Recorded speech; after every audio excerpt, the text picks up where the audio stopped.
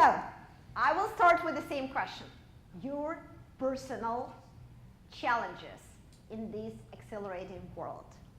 Personal, well, I'm not the youngest person in the room, first of all, so I'll start with that. My wife thought that I would be probably winding down. She didn't think that, she was hoping it. And then I took on the new challenge of being a CEO of a 43-year-old company. And that wasn't the end of it.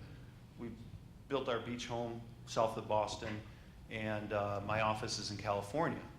And so it's like, well, you know, it's still in the United States. It's pretty good, right? That didn't win it over. So taking over a old staid company in the insurance space and sitting with the board and saying, you know what you're going to get, because they were getting up to the line and they couldn't jump. And so I will do that, but I think building up trust, getting to be touching 70 offices, very successful people, but the business is changing underneath them, and how am I going to accelerate through and make sure that they trust me, and make sure that I have a little balance in my life, and try to remark. Yeah, more than I thought. Yeah. So that, I think that was a personal challenge. Like, okay, I'm jumping into this a little later in my career to run a new company that I had no experience in. Jeff, and you are traveling from West Coast to East Coast and back every week? Yeah, I have a private jet called JetBlue. Not every week. Because I'm at different places, I spend about a third of my time on the West Coast, a third in the Northeast, and a third everywhere else. Cool. Tell me about professional challenges. So as I stated, our folks, they're salespeople, they're brokers.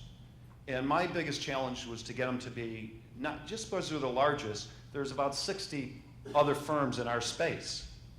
And so how do we take somebody that's been extraordinarily successful, they make a ton of money, we have at least 25 of our 140 people who make at least $1 million. So they're making good money.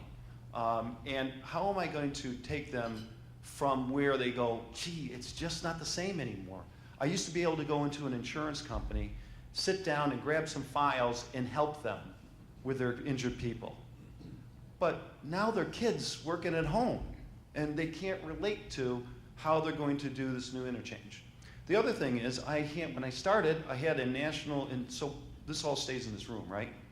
Okay. I had a national sales director who was my national sales director and my national marketing director, who did not know what a CRM was.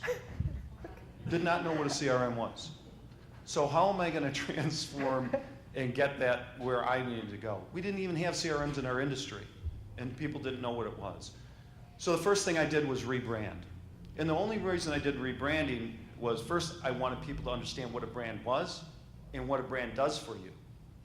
And so the first sale of rebranding was rebranding internally and then out to our clients. And the whole idea was to move from brokers of a commodity that everybody sells and gets the same commission to consultants of settlement solutions and all the things that entailed in there. And then we just started building up from there. Right, right. And you are, if not a monopolist, but definitely the leader in this space. And you continue to invest in technology. Yes. So you invest in technology all the time. Why you're doing that? What are the expectations? What does it help your business to do? Well, first of all, like a lot of insurance brokerages, even though we're specialty, it's a very older workforce. And we have to have a younger, more diverse group. Our customers are younger and more diverse. So if we have paper files, people without a CRM system, just doing relationships, how are we going to attract people into this? How am I going to have a succession plan if you've got a bunch of files and say, well, here's my Rolodex, and you're going to buy my local office? So the first thing I had to do was really identify how technology could help you run your business better, as well as make it more valuable, as well as build in a way to have a succession plan. And so that's what we're looking to do with your help, quite frankly, and some of your business partners, is have a new entree, a single sign-in, make their job so easy make more metrics available, that they know where their success is, they know how to replicate it, they know where to go for the next one, and we're adding new products and services to make them consultants versus brokers. And in order to do that, we have to make it easy for them. We have to have a pipeline in so the application says this, oh, it's just not selling that annuity anymore. I need a trust. I need a lien resolution. I have all these new business partners that we can integrate into an easy process, make it more valuable, and attract younger and more diverse crowd. Thank you, Jeff. Thank you so much. Thank you for telling us about it. Thank you, Jeff. And as we're talking about technology right now, it's my pleasure to invite to the stage some of BPM Online partners. And those are very special partners, I should tell you. One of them arrived just yesterday. He flew in from Europe, from Berlin, Germany, and this is an amazing company, Sopra Steria.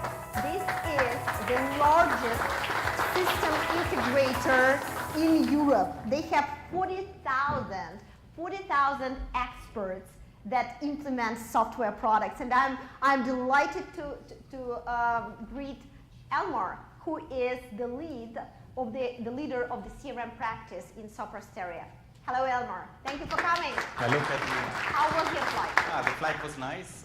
Actually, 7 hours? Yeah, 7 hours. But it's the first time in Boston, and I was really glad because I think it was the warmest day in Boston this year. Right, that's true. So my next guest is local. This is a local company named Umberleaf, but a very, very successful company. They have more than 1,000 software implementation projects. And I'm very excited to welcome here John Karyotis, the CEO of Umberleaf. Welcome. Thank you very much. Your drive was not that long. No, I came in from Chicago. The flight was much, much easier. And it was warm there too. So, yes. Good for you, good for you. Okay, personal challenges. Gentlemen, you should share some secret stories with us about your personal challenges. Well, okay. I think maybe my biggest challenge is right now in the accelerated world to change from a night owl to an early bird. And to be honest, I'm still more night owl. No, but getting a little bit more serious, I think the biggest personal challenge is a mixture of qualities which you need to have. First of all, you really need to be flexible. And in my life, I changed from a researcher to a project manager, then I did sales, then I did CRM, and I'm still doing CRM, but I have to change. I really need to be flexible. In the same time, you really need to be still critical. There are a lot of hype topics. You need to validate them, to look at them, and to have your own opinion. And there I think we have had a very good example. You need to be focused. And I cannot explain it better than you explained it. It's the best example of what you can achieve if you're focused. There are a lot of interesting things. You need to stay focused. But the most important is you need to be and behave like a team. And yeah, your chemistry example was excellent for that. You only can have success with a team. Thank you, Elmar. John? Well, I think in a similar way, but personal challenges on my side really result around performance and agility. As a leader of a company, I have to manage not only our employees, but we have to manage our clients as well as our partners. And so we have 3 different responsibilities going through that. Personally, we have a lot of information coming in at the same time. So I have to learn how to read fast and interpret fast. And so I learn how to speed read at some point in time and continue every single day to try to read in the morning, at least an hour. Stretching, it's my stretching. It's my corporate athlete, my ability to be able to make sure I'm reading those emails at a very rapid pace.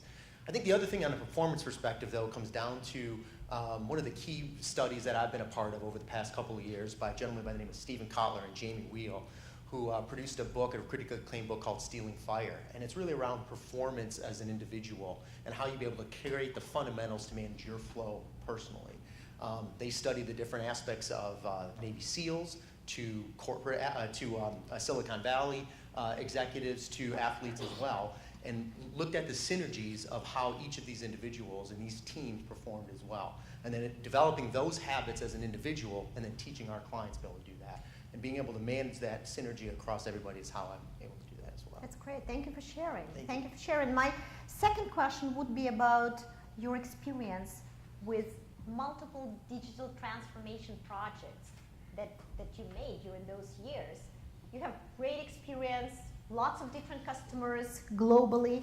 Share your experience with digital transformation projects. What are the challenges? What are the challenges that you are facing, that your customers are facing during those projects? Yeah, very good question. So first, you mentioned it, we are 40,000 employees, so we are quite a big ship, not as big as Exxon, definitely. But if you want to change the route, well, you know, big ship, it takes an awful lot of time. So the thing is, we have to change, because if we as a company, as an organization, if we don't change, others will change us. So there's no option not to change. So this is really important. And what we did there, in 2011, from 2011 to 2013, we have had not so good times for our company, but then we changed. And there were two things. One thing was everybody is sales, which was important, because when you're an expert, you say, oh, the guys, they have to sell. No, everybody is sales. And the other one was managers back to project. And this is important because so managers have credibility. So this was the organizational part. And then from the experts, if you're an expert, you want to remain an expert. But right now you have to work. So you really have to regain your expertise. And projects have changed from long projects to agile projects. And now we go to our customers.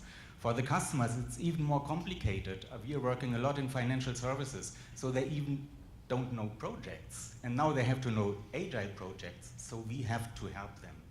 And at the end, if you want to do all this, we do system integration projects, you need a kind of platform which is flexible, which can handle processes, which is a no-code or low-code option. And that's also a reason why I'm here in Boston, because I like that software here.